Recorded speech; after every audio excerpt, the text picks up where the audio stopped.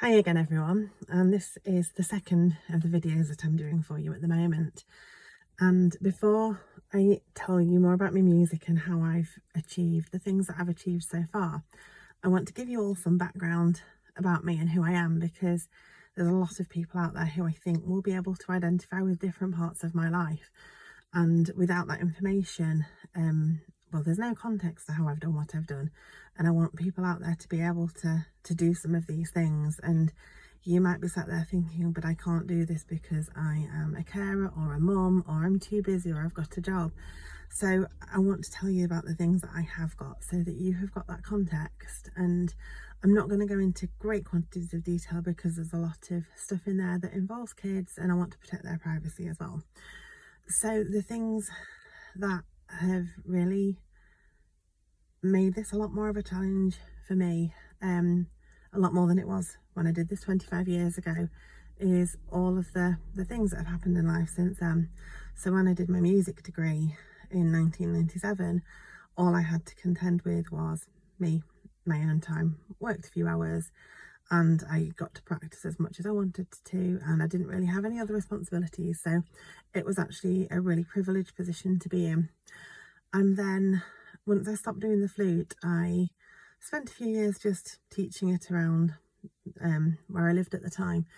And then I had my first child in 2008. And after I had that child, I decided that I didn't want to carry on doing what I was doing. So I trained to be a midwife, and I've spent the last 12 years now being a midwife, possibly longer, and I really do enjoy doing that. It's a very intense job, so I don't do a huge amount of hours a week, but I do love doing it. And then I carried on just doing that for a long time, and then I went through some really big life changes. I went through a divorce, I met a new partner, and I gained a total of 5 children. So instead of just having the 2 that I had, I've now got 5. And without going into the details of the children, they age from 5 up to 16. And we've got a huge amount of complicated SEND needs in there. So for any SEND parents out there, I get you, I feel you. I'm a carer. I spend a huge portion of my life caring for people, and I know what that entails. And so that you can feel that, the paperwork, the EHCPs, the DLA applications, everything that's in there, that's a huge part of my life. And I spend so much time doing it. I couldn't even give you a number on that, but appeals and everything. So for those of you out there, I get it. I totally understand. So I'm a mum. I'm a mum to 5 kids, 5 complicated kids, 5 amazing kids, but 5 kids that demand a huge amount of time and resources. So everything I do is around those 5 kids, obviously with my partner as well. And then I would do this around my midwifery. And then the other thing that I had to contend with was losing my mobility. So I got to a point last year where I could barely walk. I couldn't do anything. I couldn't clean the house. There was a huge amount of limit in my life. And I actually stopped going to work because I couldn't do it. And I wouldn't have been able to stand up for 5 minutes, let alone an entire recital. So what I did was had an operation. I went and had an operation in another country so that I didn't have to wait for 4 or 5 years on the NHS. And over the 3 months after the operation, I started to gain back my mobility while I was recovering. And now, although I'm never going to be free from mobility problems, I'm always going to have that disability with my knees and how far I can actually walk. I can actually stand up to do a recital. So this has made a huge difference in my life. But I've had to have flute lessons sitting down for a long time. I've had to practice sitting down. I still have to do a lot of my practice sat down.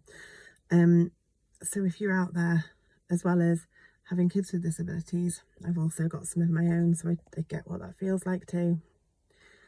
This video is getting very long, so I think I might have to split it into 2. Anyway, I'm going to carry on.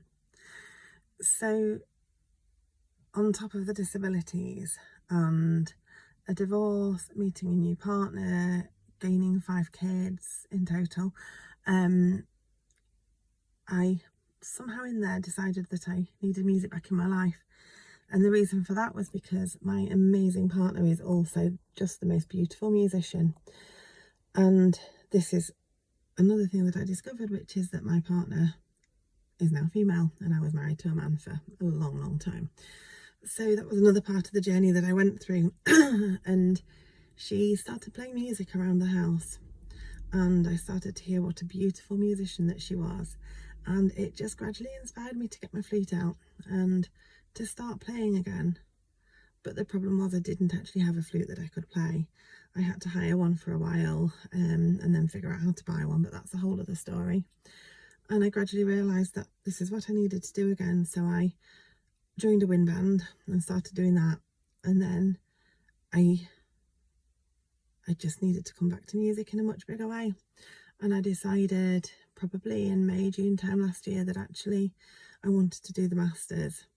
The problem was I couldn't stand up to do an audition or to play. So I sent in a video of me playing a few bits and bobs, not things that I'd practiced. I'd barely played for 25 years, but I sent it to the course lead at Leeds and I said, would you take me? If you need me to, I will record another video, but I've had an operation and this might be difficult. And he said, no, this is good.